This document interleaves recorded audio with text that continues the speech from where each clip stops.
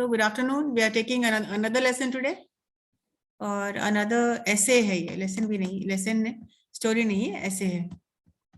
So let us complete the syllabus first, and then we'll take a look at something else.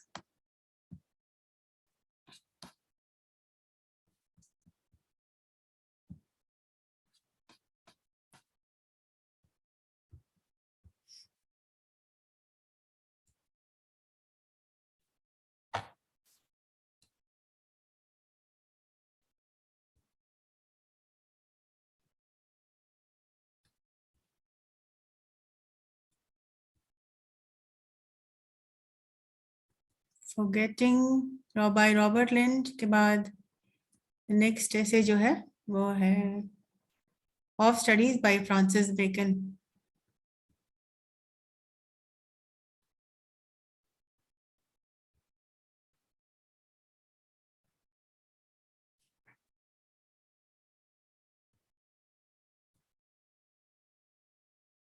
Definition of gentleman हो गया है, Uncle Podger हो गया है, Francis bacon of studies, पढ़ाई के बारे में.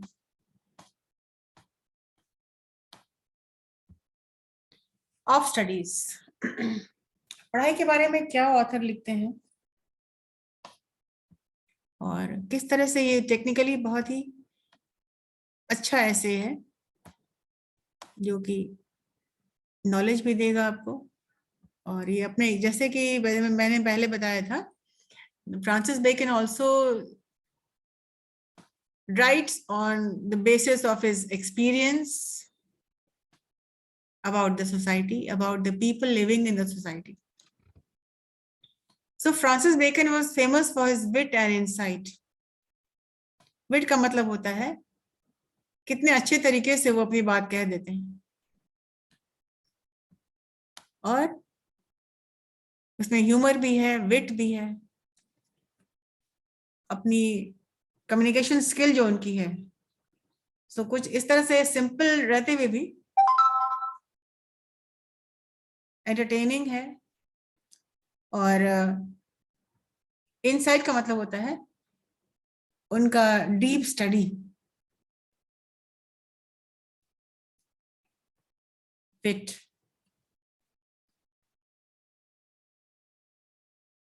विट का मतलब ये भी होता है कि किस कुशलता से वो शब्दों का चयन करते हैं. विट का मतलब क्या हुआ? The ability to choose words in a very clever manner, in a very intelligent manner. So wit का मतलब क्या हुआ? The ability to choose words.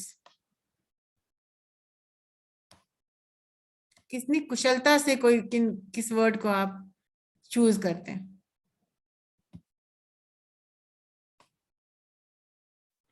आगे हम पूछेंगे इसका मतलब क्या है, तो प्लीज जवाब दीजिएगा. ठीक है. विट का मतलब, underline the word and write the meaning. Wit means ability to choose the word.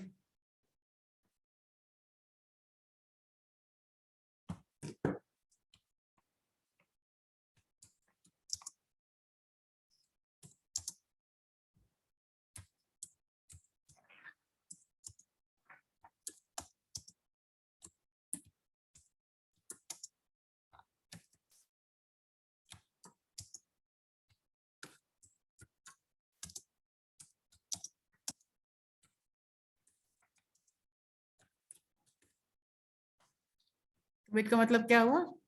Ability to choose the words in a clever way. और insight, उनकी जो थॉट्स है जो उन्होंने गैदर किया है अपने एक्सपीरियंस से, उनकी जो सोच है, his insight, उनका इनर सेंस है. Insight means deep understanding.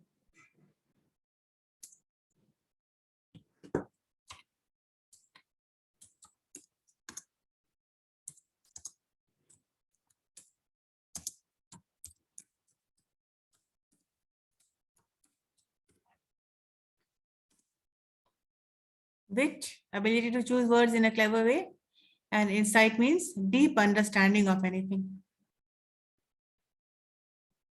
तो ये दो चीजें जिसके पास है, they become successful writers. They become very good at communications. They become very good at convincing. Student please अब ऑनलाइन जब आप क्लास कर रहे हो तो कम से कम टाइम पे किया करो.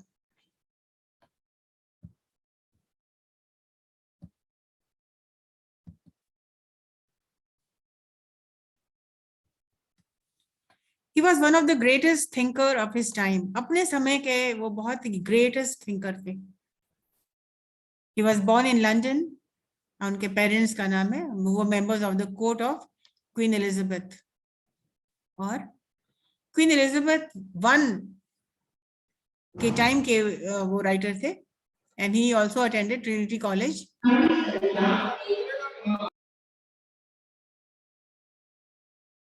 And entered the practice of law in his late teens. और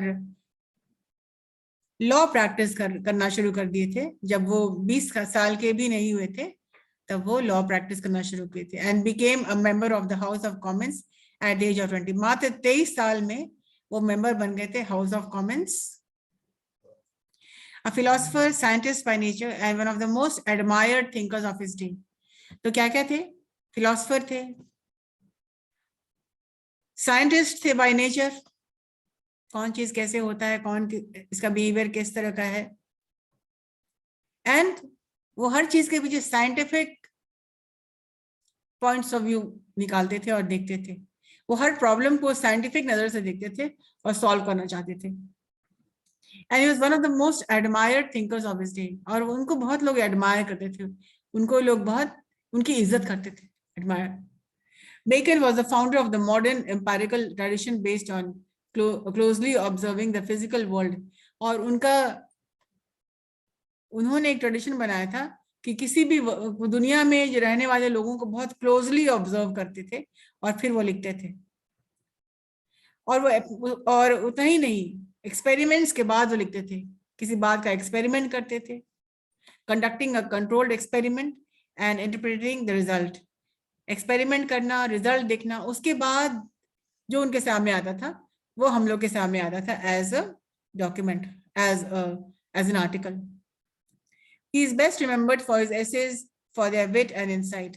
दोबारा उसको रिपीट किया गया है कि उनकी एसेज को लोग इसलिए याद रखते हैं क्योंकि उनमें है विट भी है और उनमें इनसाइट, दोनों चीज है. और उनके जो एसेज हैं,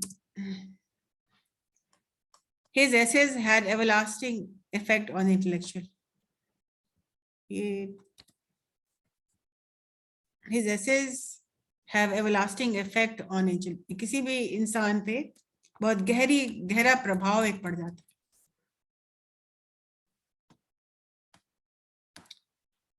हमको याद पड़ता है कि जब विप्रो का जो एग्जाम हो रहा था 5-6 महीने पहले, तो उन लोगों को क्वेश्चन एक आया था, write about the importance of education. तो लोगों ने एकदम से जिनको याद रहा, जो बच्चे लिटरेचर पढ़ते हैं, उन्होंने बिल्कुल ऑफ स्टडीज और फ्रांसिस बेकन को के बारे में पूरा लिख डाला कि एजुकेशन के बारे में तो इससे अच्छा कुछ कोई लिख ही नहीं सकता है.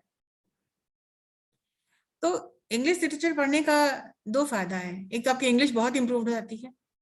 दूसरी बात, you are capable of not only speaking English but you are capable of writing also. Because आपके पास इतना कंटेंट हो जाता है कि आप किसी भी बात पे, गिवन टॉपिक पे आप कहीं भी लिख सकते हैं, बोल सकते हैं. तो इनके जो एसेज हैं, the people remember him for his wit and for his insight, the deep understanding.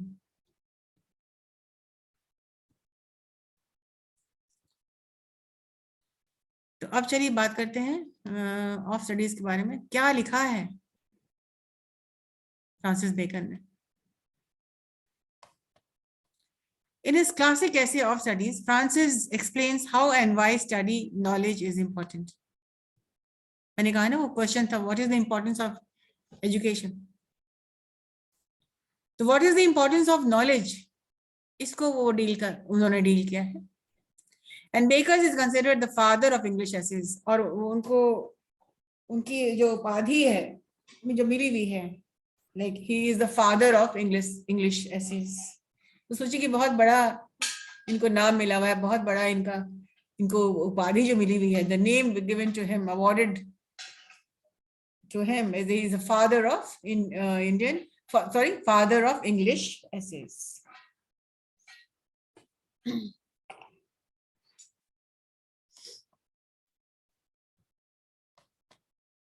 MCQs में हो सकता है, who is considered the father of English essays? Robert Lind, Merchant of Venice, William Shakespeare, Jawaharlal Nehru, or Francis Bacon?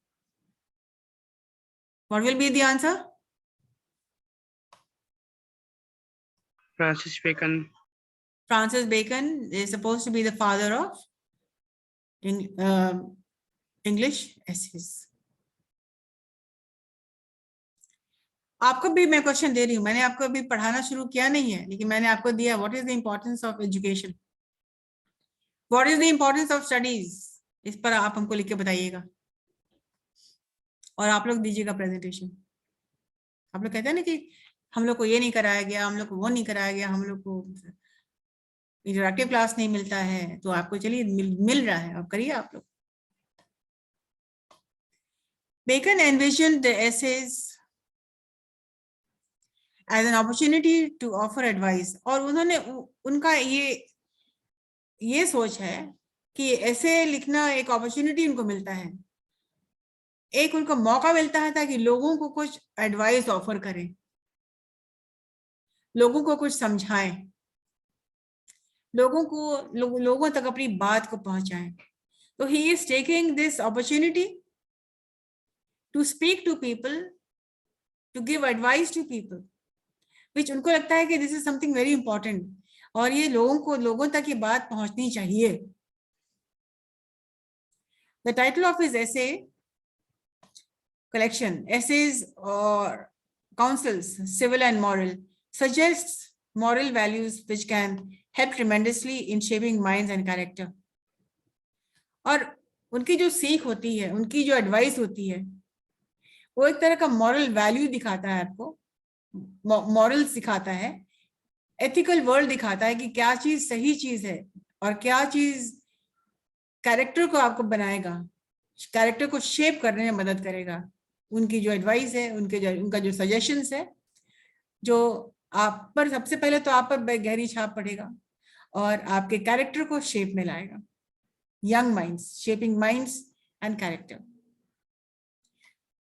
In of studies, Bacon lays out the importance of knowledge in practical terms. तो knowledge in practical terms का मतलब क्या होता है? Knowledge सिर्फ theory होता है क्या? तुमने कोई चीज पढ़ लिया, प्रैक्टिकली किया नहीं, तो ये फायदेमंद होगा क्या? No ma'am. No ma'am. No ma'am. तुमने बहुत सारे वर्ड इकट्ठा कर लिए हैं, करीब 2 लाख 3 लाख वर्ड तुम्हारे पास हैं, ठीक है, भरे पड़े हुए हैं तुम्हारे पास। स्कूल डे से तुम लिखते चले आ रहे हो, वोकैबुलरी बना रहे हो, लेकिन सिर्फ लिखते चले आ रहे हो, उसको यूज नहीं किया। अब प्रैक्टिकली आपने कुछ लिखा ही है, कुछ यूज ही नहीं किया, तो फायदा होगा क्या आपको? No ma'am. तेरे पास बहुत पैसे बैंक में पड़े हुए हैं, बहुत पैसे खर्च ही नहीं किया तुमने। So he lays out this importance of the knowledge in practical terms. आगे पढ़ते हैं summary. Hello ma'am. Ma'am, here one word tremendously. Then what is the meaning of this word? अच्छा, tremendously का मतलब होता है बहुत ज्यादा। Moral values which can help, बहुत ज्यादा मदद कर सकता है किस चीज में? आपके कैरेक्टर को बनाने में, to shape your characters.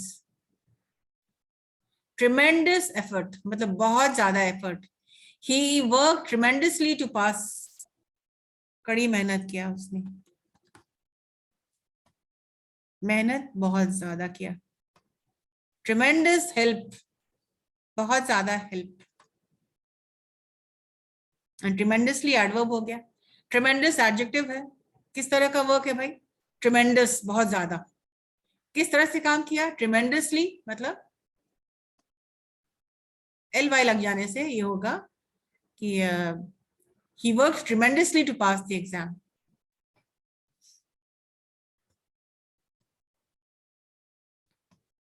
Now the summary. Bacon argues that, Bacon इस बात, अपनी बात को सामने रखते हैं, पुष्टि करते हैं, आर्ग्यू करते हैं, मतलब इस बात को हाईलाइट करते हैं क्या? That studies serve for delight. ये लाइन बहुत इंपॉर्टेंट है, जिसका मतलब आपको बखूबी जानना चाहिए। स्टडीज, 3 चीजें हैं। Studies serve for delight. What is the meaning of delight? Charming. क्या डिलाइट का मतलब क्या होता है?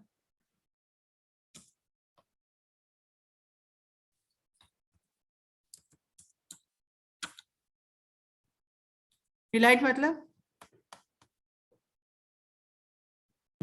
चार्मिंग बोले तो मैम शायद। मैंने क्या लिखा है? कौन सा वर्ड लिखा मैंने? Happiness. फिर हैप्पीनेस। डिलाइट मतलब होता है happiness. Charming I was dilated, charming है, यहाँ पर कोई वर्ड ही नहीं है।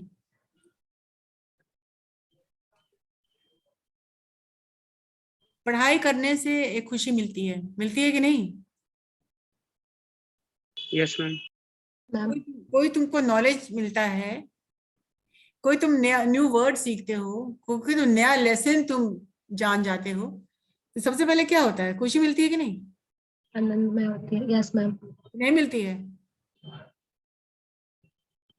मिलती है मैम। तो studies give you happiness.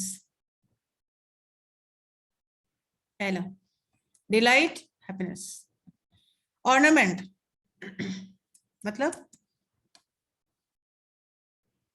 Jewellery.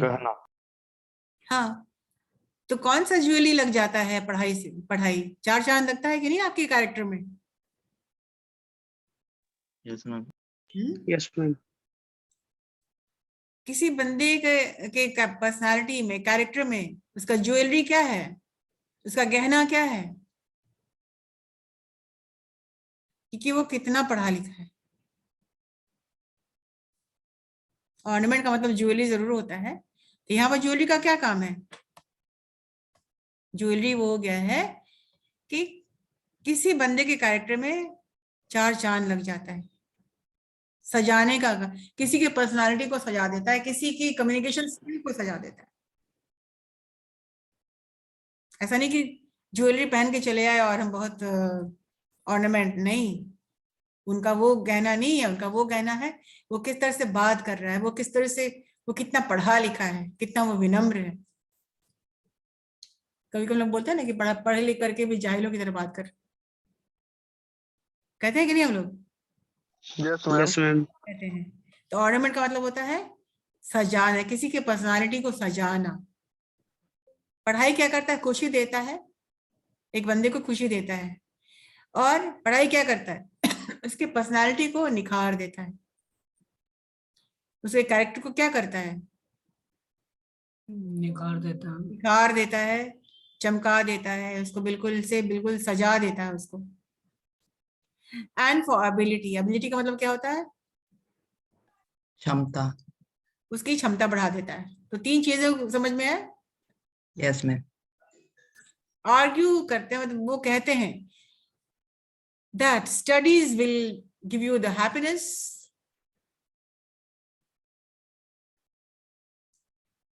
will give you the power in your personality. ये पावर क्या है? ये ऑर्नामेंट है। And it will make you, studies will make you capable.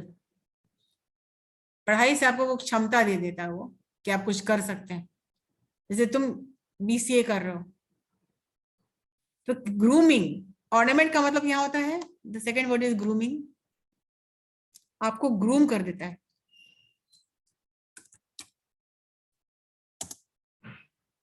और आपको केपेबल बनाता है।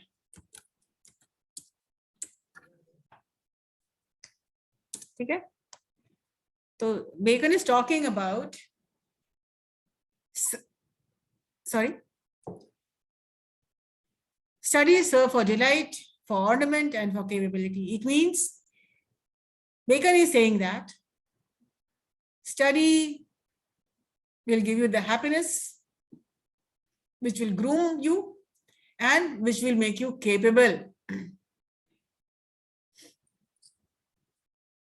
आगे एक्सप्लेन भी किया हुआ है। For delight, Bacon means one's personal private education.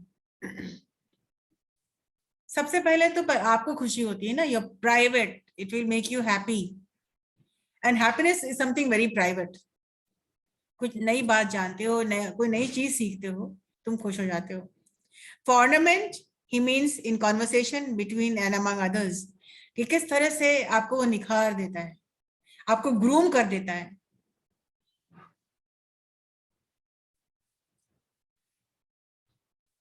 Which Bacon labels as discourse, मतलब बातचीत करने का तरीका, सामने किसी से पेश आना, आपकी पूरी पर्सनालिटी बिल्कुल ग्रूम्ड हो जाती है। Studies for ability leads one to judgment in business and related pursuits. और किसी भी बिजनेस में, किसी भी जॉब में आपको वो सक्षम बना देता है, आपको केपेबल बना देता है कि जिस फील्ड को भी आप चुनेंगे, you will be excelling in that field. From Bacon's perspective, men with worldly experience can carry out plans and understand particular circumstances. तो जिनको दुनिया का एक्सपीरियंस है, वो ये कहते हैं कि वो कुछ भी कर सकते हैं। Carry out plans and understand particular circumstances.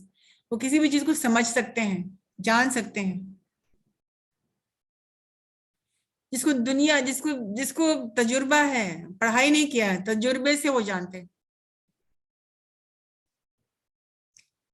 जैसे बहुत लोग पढ़े लिखे नहीं, लेकिन अपने तजुर्बे से बहुत कुछ जानते हैं। लेकिन but men who study are better able to understand important political matters. लेकिन जिन्होंने पढ़ाई की है, फॉर एग्जाम्पल आप घरेलू नुस्खे जानते हैं,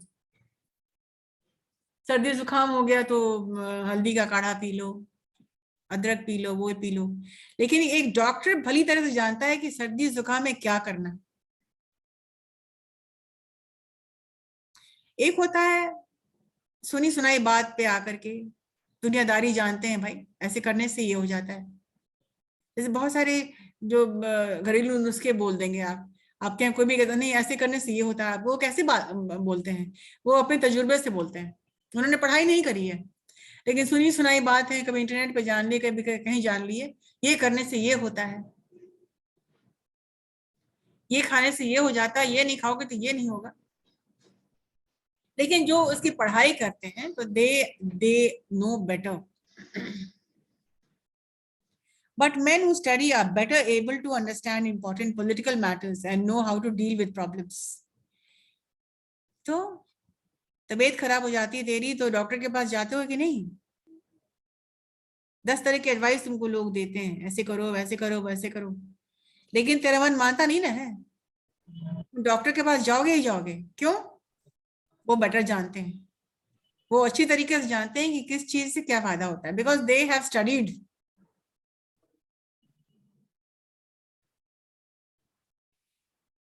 They know how to deal with problems according to their severity. इसका मतलब होता है किस तरह से वो हर अफेयर को, इसको यूजलेस चीज को हटा ही देते। They are capable of any problem, कितना सिवियर है, कितना माइल्ड है, सिम्टम्स क्या है, they know very well. या वो पढ़ाई में हो या किसी भी फील्ड में, whether you're a lawyer or a doctor or a teacher, everything. At the same time, Bacon encourages studies. और फिर वो कहते हैं, वो बेकन बोलते हैं कि पढ़ाई बहुत जरूरी है। और फिर वो 3 पॉइंट लगाते हैं। ये 3 का आंकड़ा बेकन के लिए आ रहा है: डिलाइट, ऑर्नामेंटेशन, कैपेबिलिटी। फिर यहाँ 3 पॉइंट आ रहा है,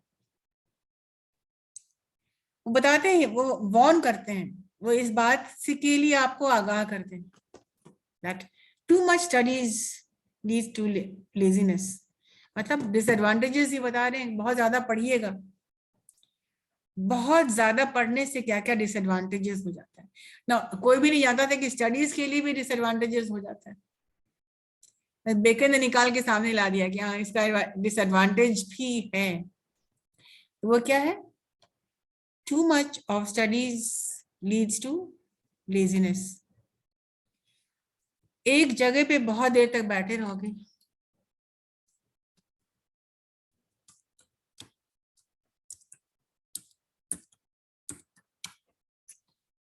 he talks about the disadvantages।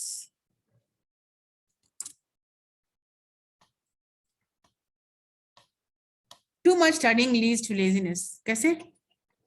तुम एक ही जगह पे दिन बैठे हो, पढ़ते रहोगे, तुमको उठने का मन नहीं करेगा, बैठे ही रहोगे।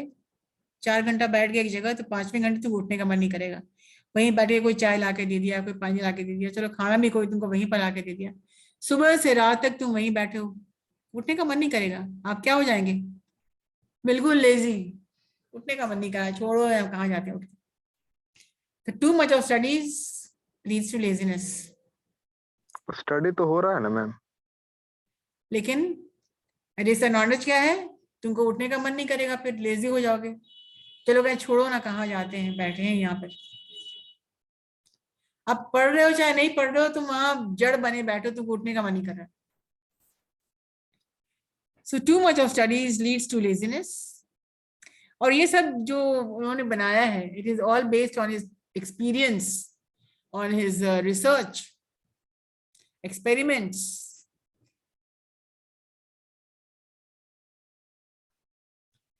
And second is, if one uses one knowledge too often in conversation with others, then he is showing off। अगर कोई बंदा बार बार अपने नॉलेज का बखान करता रहता है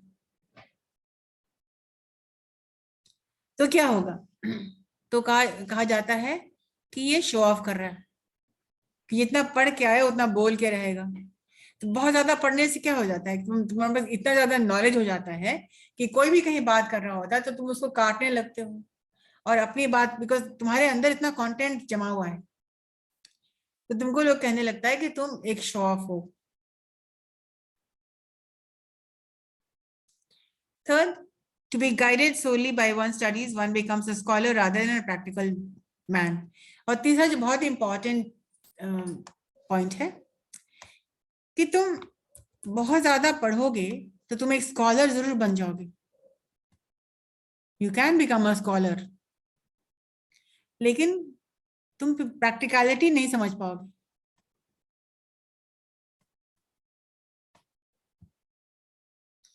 You will not become a practical man. You can become a scholar. To be guided only with studies, तो स्टडीज से गाइडेड हो रहे हो। जैसे एक लड़के के बारे में बात करते हैं, there was one man, young man। अब उन्होंने सोचा कि मुझे IAS क्रैक करना है।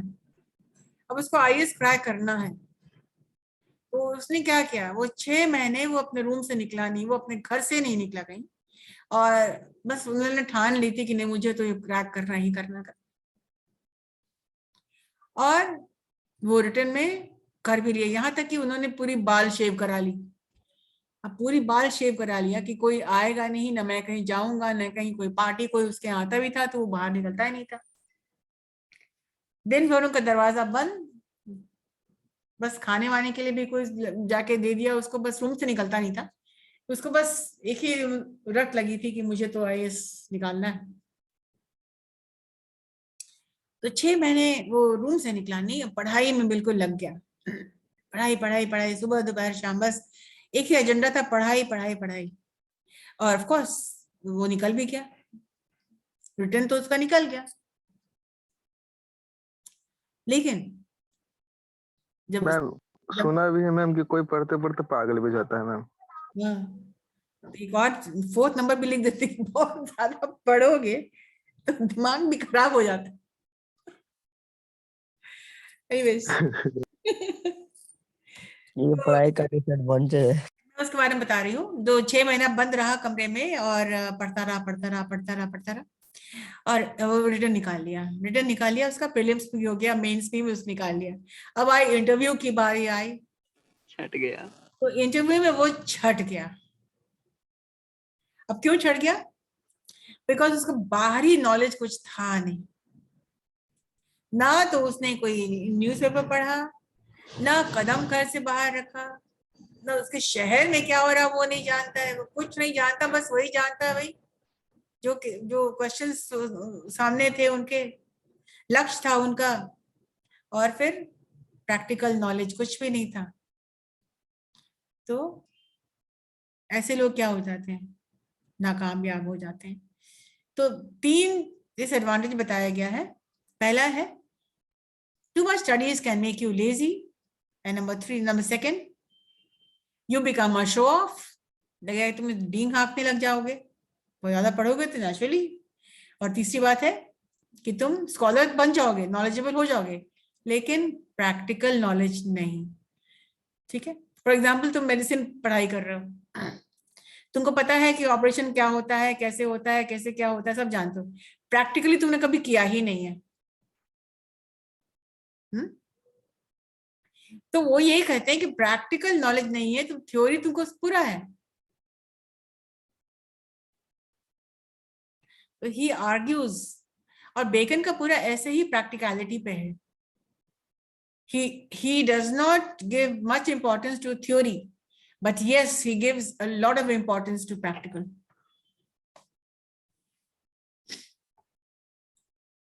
थ्योरी नहीं पढ़ेंगे तो एग्जाम कैसे पास होंगे? फिर समझ नहीं रहे हो, बेकन की बात कर रही हूँ ना। तुम सिर्फ थ्योरी पढ़ते रहो, पास ही नहीं करो। जैसे कम्युनिकेशन स्किल तुम लोग के बारे में बात करते हैं, अभी के बारे में बात कर। रिटर्न तो निकाल लोगे, what about interview? Yes ma'am, I agree with you ma'am. So I also agree with Bacon कि बस थ्योरी जरूरी नहीं है, थ्योरी भी जरूरी है, लेकिन उससे भी अधिक जरूरी है प्रैक्टिकल। मैम जरूरी तो है, बट अभी के लिए यहाँ पे नहीं है प्रैक्टिकल उतना, ज्यादा थ्योरी। हाँ, एनी और आईटी में तो और भी जरूरी है, without practical you are nothing. Yes ma'am. चलिए, Bacon's argument about the value of study is that moderation is the key to using studies appropriately. मतलब पढ़िए जरूर, ना बहुत ज्यादा ना बहुत कम, मॉडरेशन का मतलब क्या होता है? क्या जितनी जरूरी है उतनी ही पढ़िए। सुबह से रात तक किताबी कीड़ा मत बनी, उससे कुछ नहीं होने का है। I remember there was one person, he was working in bank.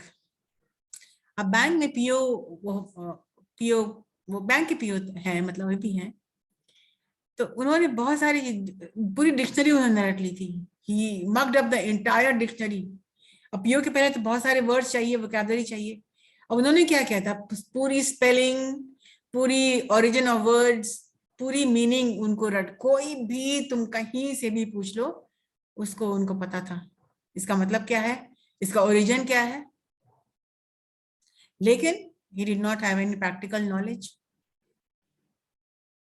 उन वर्ड्स को यूज करना वो नहीं जानते थे, जिसकी वजह से उनकी इंग्लिश भी बहुत गड़बड़ हो गई थी, कम्युनिकेशन स्किल गड़बड़ हो गई थी, कहां पर क्या यूज करना है।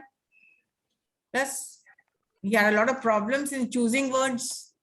विजडम नहीं था, इंसाइट नहीं था, बस एक ही चीज था उनके पास बहुत सारे वर्ड्स थे और बहुत सारे वर्ड्स के मीनिंग और ओरिजिन थे, but that's it. But that did not help him at all. Only theory will never work. तो करना क्या चाहिए? मॉडरेशन में पढ़िए, न बहुत कम न बहुत ज्यादा। Moderation is the key to using studies appropriately. Appropriately पढ़ना है तो मॉडरेटली पढ़िए। Studies are wonderful only if influenced by experience, because the person's natural abilities are enhanced by studies. But studies without experience lead to confusion in dealing with the outside world. मतलब वही है, only theory will not help, only practical will not help, theory and practical in moderation will only help. Only then you can be able to, you can be capable of dealing with the outside world. Otherwise, if there's only theory, no practical, it will create a lot of confusion. It will not influence anybody. Studies are wonderful only if influenced by experience, because a person's natural abilities are enhanced by studies. आपकी जो natural जो सोच है ना वो निखरती है पढ़ाई के बाद। कुछ नॉलेज आपके पास है, ऐसा नहीं बिल्कुल आप डल हैं, बहुत कुछ आप ऐसे भी जानते हैं आप लोग। तो आपको आप जो कुछ भी जानते हैं वो स्टडी से और निखर जाती है। ठीक है,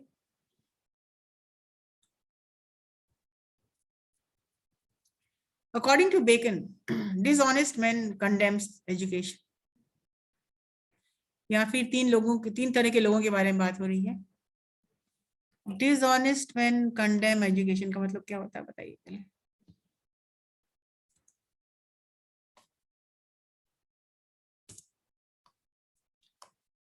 फिर 3 तरह के लोगों के बारे में उन्होंने डिस्क्राइब किया है। What is the meaning of the first sentence?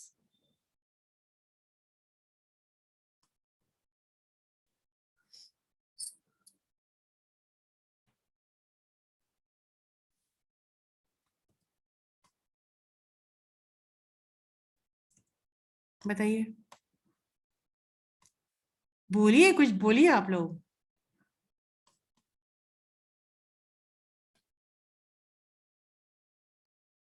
Ma'am, I know the meaning of only first word, this dishonest. बेईमान आदमी।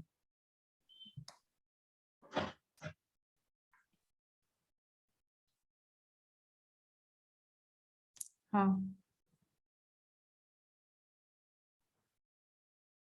तो ये 3 तरह के लोग हैं।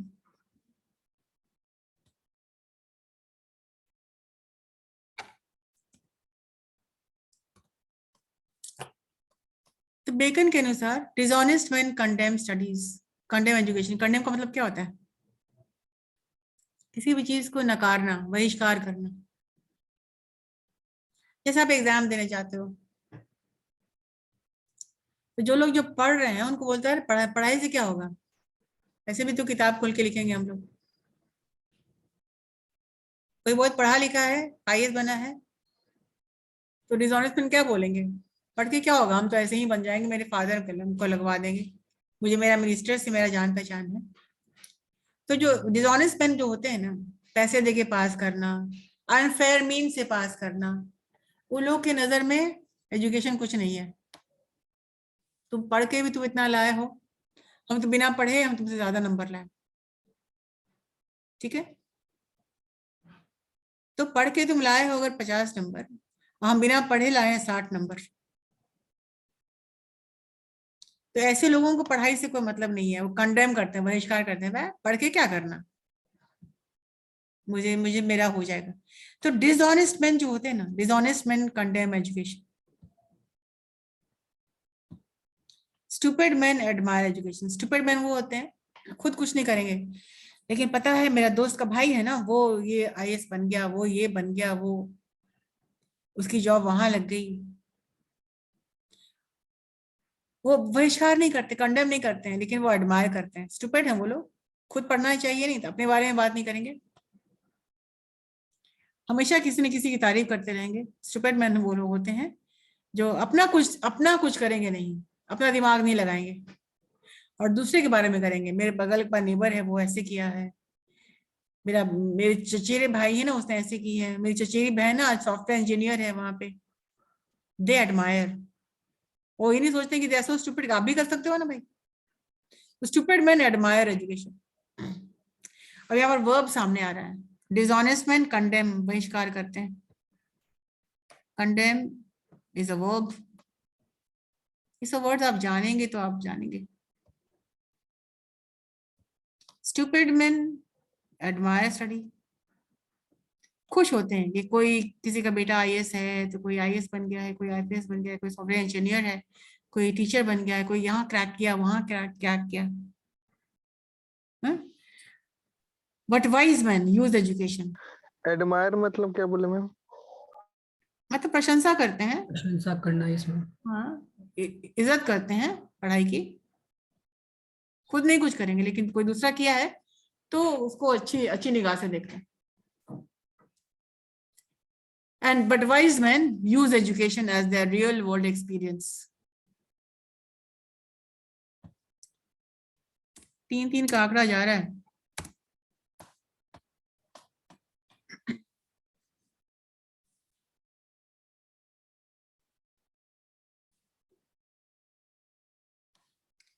और कहते हैं वाइज मैन जो होते हैं एजुकेशन को यूज करते हैं, हर चीज में एजुकेशन सामने आ जाता है उनका। नहीं, मैंने ऐसा पढ़ा है, मैं ऐसा जानता हूँ, मैं ऐसा प्रैक्टिकली मैं जानता हूँ। रियल वर्ल्ड एक्सपीरियंस में लाते हैं अपना एजुकेशन। और वो वार्न करते हैं, he wants the educated man not to use his education to argument unnecessarily with people। अब वो ये भी कहते हैं, वार्न करते हैं कि अपना एजुकेशन फालतू में जाया मत करो किसी से बहस करके। Not to use education to argument unnecessarily, बिना बात का argument with people। मैम डिक्टेटिस का मतलब क्या होता है? वो कहते हैं, मतलब he says, वो हिदायत करते हैं okay.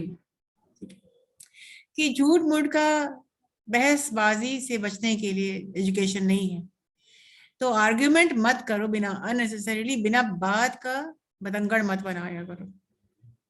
Do not use education to argue and not to assume that education always leads to the correct behavior or understanding। और ये मत समझना कि इसलिए कि तुम पढ़े लिखे हो तुम हमेशा सही हो।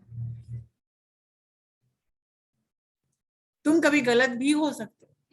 ये मत सामने लाना कि मैं पढ़ा लिखा हूं, मैं सही हूं। मैम नेसेसरी मतलब मैम हम्म? नेसेसरी मतलब मैम बिना बात का, बिना बेजरूरत से बहस मत करो। डू नॉट आर्ग्यू अननेसेसरीली, बिना बात के लिए, बिना बात का, जिसकी जरूरत नहीं है वहां बहस क्यों करना।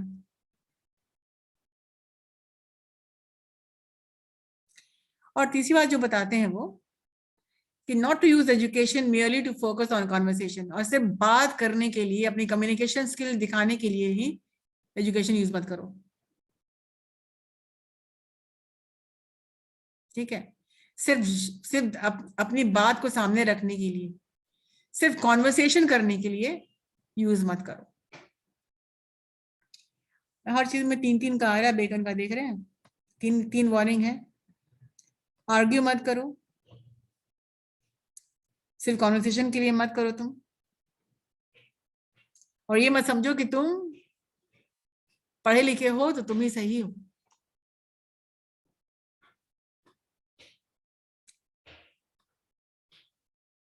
ठीक है, चलिए will do that in the next class.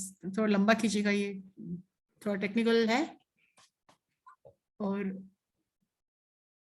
समझने में तो टाइम लग जाएगा। ये लेसन थोड़ा टेक्निकल है और थोड़ा इसको समझने में थोड़ा सा टाइम लगेगा आपको भी। और आपको असाइनमेंट बहुत मिल चुका है। एक और असाइनमेंट है, what is the importance of studies. अब यू विल नॉट बिलीव, लोगों ने तो बिल्कुल ऑफ स्टडीज निकाल के सामने रख दिया। हमने तो लोग लिखे क्या मैम, पूरा कंटेंट हम लोग को मालूम था। अभी अभी जो स्टूडेंट्स BSc का जो सेकंड ईयर में जो पास आउट लोग हैं, उन लोगों ने कहा था अभी जस्ट, उन लोगों ने जो एग्जाम दिया, they rote all about Francis bacon.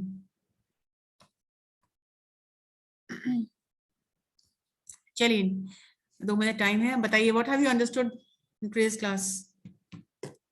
किन बातों को हाईलाइट किया गया है यहाँ पे।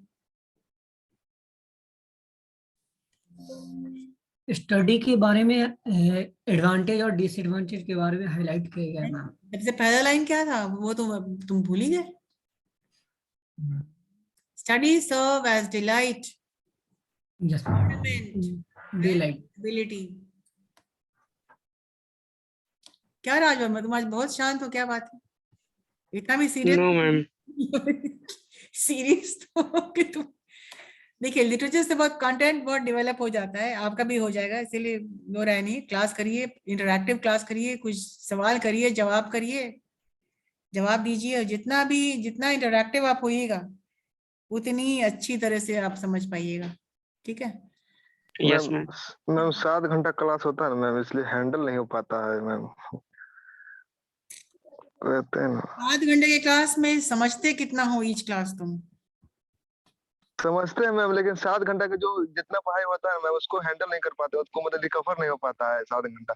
5 बजे क्लास से एंड होता है, उसके बाद किसको देखे किसको ना देखे ये में कंफ्यूज रहते हैं। एक बार बताएं, अभी तुमको लग रहा है 7 घंटा, यही 7 घंटा तुमको 7 करोड़ तक पहुंचाएगा। प्रैक्टिकल नॉलेज दे रहा है, अभी तुमको समझ में नहीं आ रहा है, लेकिन सारी बातें तुम्हारे तेरे दिमाग में जा रही हैं, और बहुत बहुत तरह के लोगों को सुन रहे हो, देख रहे हो। तो यही तो मौका है जो तेरे अंदर, your mind is also a computer, तो हार्ड डिस्क में सब तो जा रहा है ना, सब कुछ जा रहा है। And human mind is very creative, और कितना केपेबल है ह्यूमन माइंड ये आप जानते हैं। कब कब की कहाँ की बातें आपको याद रहती हैं, तो ये तो पढ़ाई की बात है। अटेंटिवली सुनते हैं आप, ये क्यों नहीं याद रहेगा? तो these are the practicality which will take you ahead in your life, in your career. तो खुश होना चाहिए कि मुझे इतना क्लास है, बहुत जगह तो क्लास ही नहीं होता है, एक क्लास 2 क्लास हुआ, चलो टाटा बाय बाय। यहाँ सिमज में तो रगड़ के क्लास होता है, और अच्छा भी लगता है। क्लास करो, घर में रहो, यस मैम। करो, और क्या, जिंदगी क्या है, अभी तो लाइफ बनाना तुमको है, तो कंप्लेन क्या करो, यू शुड बी हैप्पी। चलो दैट्स इट।